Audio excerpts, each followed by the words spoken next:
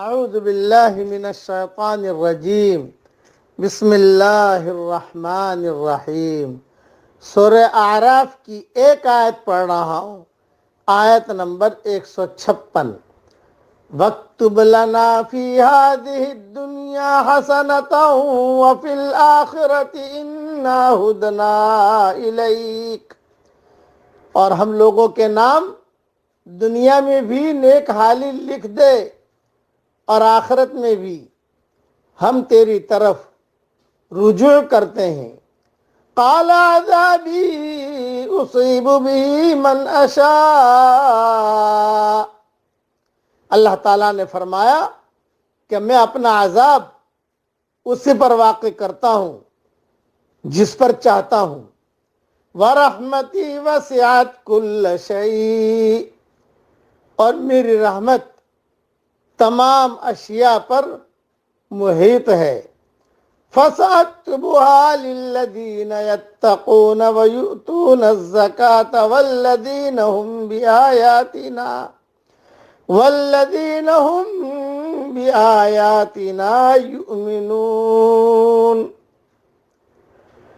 میری رحمت تمام اشیاء پر محیط ہے تو وہ رحمت ان لوگوں کے نام ضرور لکھوں گا جو اللہ سے ڈرتے ہیں اور زکوٰۃ دیتے ہیں اور جو ہماری آیتوں پر ایمان لاتے ہیں۔ اس کی تشریح میں مختصر صرف ایک حدیث بیان کر دیتا ہوں۔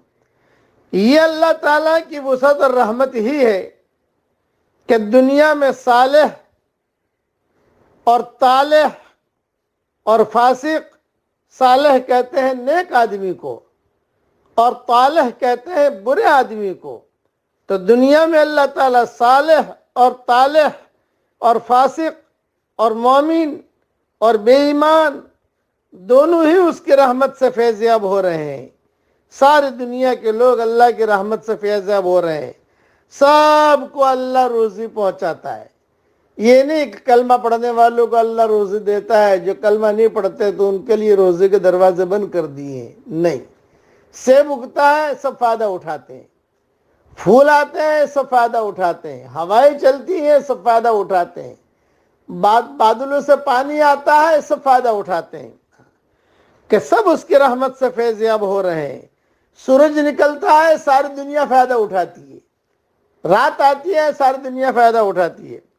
حدیث شریف میں آتا ہے کہ اللہ تعالیٰ کی رحمت کے 100 حصے ہیں، یہ اس کی رحمت کا ایک حصہ ہے کہ جس سے مخلوق ایک دوسرے پر رحم کرتی ہے، اور وحشی جانور اپنے بچوں پر شفقت کرتے ہیں، اور اس نے اپنی رحمت کے 99 حصے اپنے پاس رکھے ہوئے ہیں۔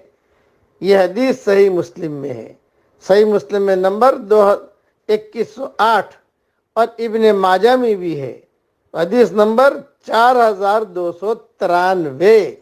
یہ اللہ جل جلالہ عما نوالہ کی رحمت ہے۔